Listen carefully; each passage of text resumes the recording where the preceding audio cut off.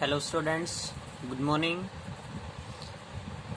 आज हम plus two class chemistry में फोर्थ यूनिट केमिकल काइनेटिक्स में स्टडी करेंगे graphical representation of order of reaction. यानी जो ऑर्डर ऑफ रिएक्शन हम स्टडी कर चुके हैं उसमें ग्राफिकल रिप्रेजेंटेशन क्या होता है, किसके लिए, जीरो ऑर्डर ऑफ रिएक्शन के लिए, फर्स्ट ऑर्डर ऑफ रिएक्शन के लिए, second order of reaction and third order of reaction.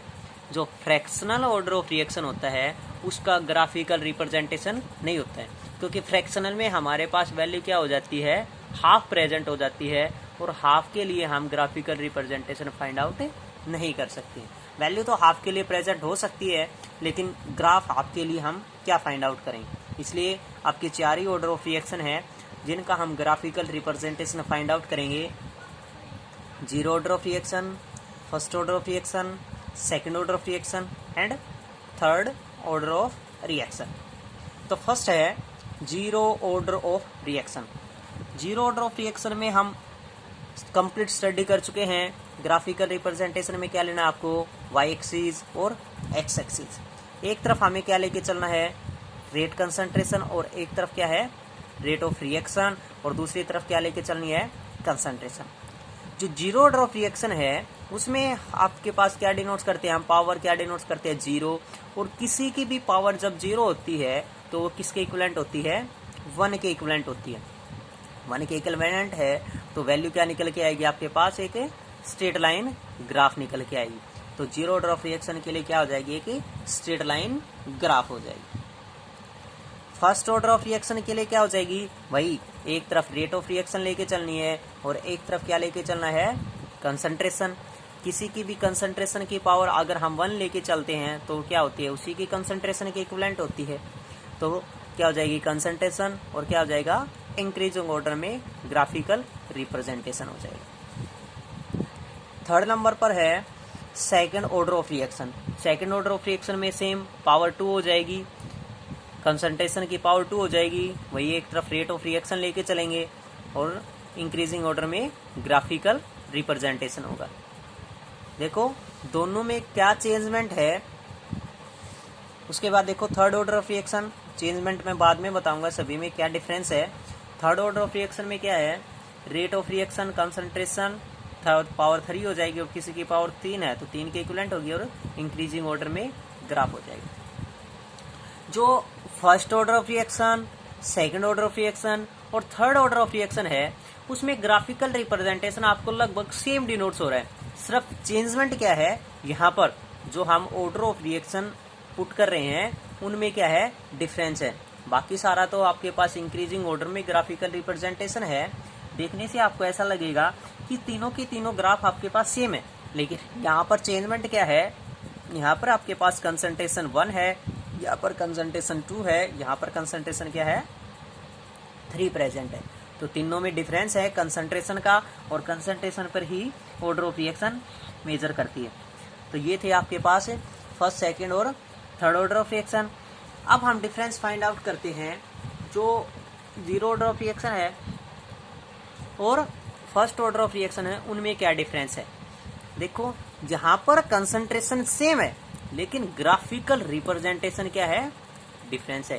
यहाँ पर इंक्रीजिंग ऑर्डर में है और यहाँ पर क्या है, एक स्ट्रेट लाइन ग्राफ में है।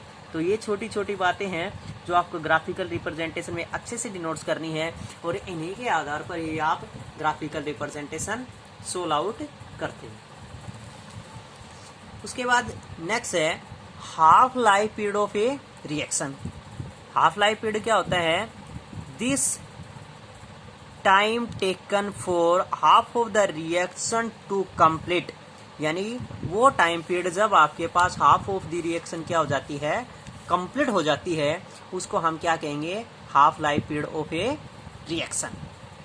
That is the time in which the concentration of a reactant is reduce to half of its original value. यानी जब आपके पास जिस किसी की भी ओरिजिनल वैल्यू प्रेजेंट होती है वो क्या हो जाती है, हाफ रह जाती है ओरिजिनल वैल्यू से, उसको हम क्या कहेंगे, half life period of a reaction. General expression हम क्या फाइंड आउट कर सकते हैं हाफ ऑर्डर ऑफ रिएक्शन के लिए, हाफ टाइम पीरियड के लिए, for zero order of reaction के लिए क्या होगी, टी हाफ डायरेक्टली प्रोपोर्शनल किसके होगी, concentration of R naught. First order of reaction के लिए क्या होगी, time period of half order of reaction में हाफ टाइम पीरियड क्या होगा, डायरेक्टली प्रोपोर्शनल होगा कंसंट्रेशन की power 0। Second order of reaction में क्या हो जाएगा, T half is directly proportional to inverse of concentration of R naught and so on. इसी प्रकार आगे चलती चली जाएगी। और T half for n-1 terms के लिए क्या हो जाएगा, concentration of R naught 1 minus N. अगर इसी को हम इज इक्वल टू पुट करें तो वैल्यू क्या हो जाएगी हमारे पास, 1 by concentration of R naught by mine power n-1।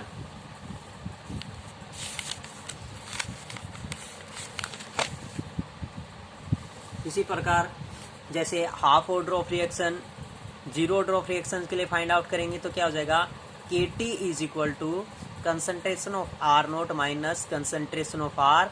Half order of reaction क्या फाइंड आउट हो जाएगा, KT half is equal to concentration of R naught minus concentration of R naught by 2। T half की value find out हो जाएगी concentration of R naught by 2K। Half life period for second order of reaction, second order of reaction के लिए क्या हो जाएगी, KT is equal to 1 by R concentration minus 1 by R naught. Half life period क्या हो जाएगा, KT half is equal to 2 by concentration of R naught, और T half क्या हो जाएगा 1 by K concentration of R naught. जो हम study पीछे भी स्टडी कर चुके हैं complete half order of reaction, तो उसमें आपके पास जो वैल्यू फाइंड आउट हुई थी उसमें ये रिजल्ट फाइंड आउट हुआ था। तो यहाँ पर हमें शॉर्ट फॉर्म में सिर्फ रिजल्ट लिखा है, कंप्लीट स्टडी हम कल कर चुके हैं। उसके बाद नेक्स्ट है rate of radioactive decay, यानी जो आपके पास rate of radioactive decay है या डिसइंटीग्रेशन है वो क्या है, radioactive decays follows first order of kinetics, यानी रेडियो एक्टिव जो भी डिकेज होते हैं वो फर्स्ट ऑर्डर ऑफ काइनेटिक्स में डिनोट्स करते हैं। Thus if n0 atoms of radioactive elements are present initially and n atoms are present after time t, यानी देखो क्या है, n0 तो क्या है आपके पास रेडियो एक्टिव एलिमेंट्स प्रेजेंट है इनिशियली, यानी जो इनिशियली टाइम पीरियड पर आपके पास रेडियो एक्टिव डिकेज प्रेजेंट है वो क्या है n0, और n atoms are present after time t, यानी t टाइम पीरियड के बाद कितने हो जाते हैं आपके पास n, और रेट ऑफ डिकेज क्या हो जाएगा माइनस टी किसके हो जाएगा at time T minus d by d directly proportional किसके होता है n।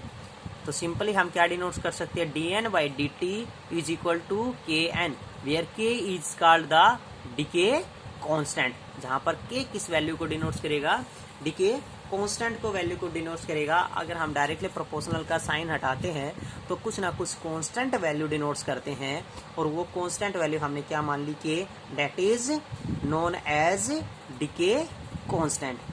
ये थे आपके पास rate of radioactive decays and graphical representation of order of reaction, that is zero order of reaction, first order of reaction, second order of reaction and third order of reaction. Thanks for today.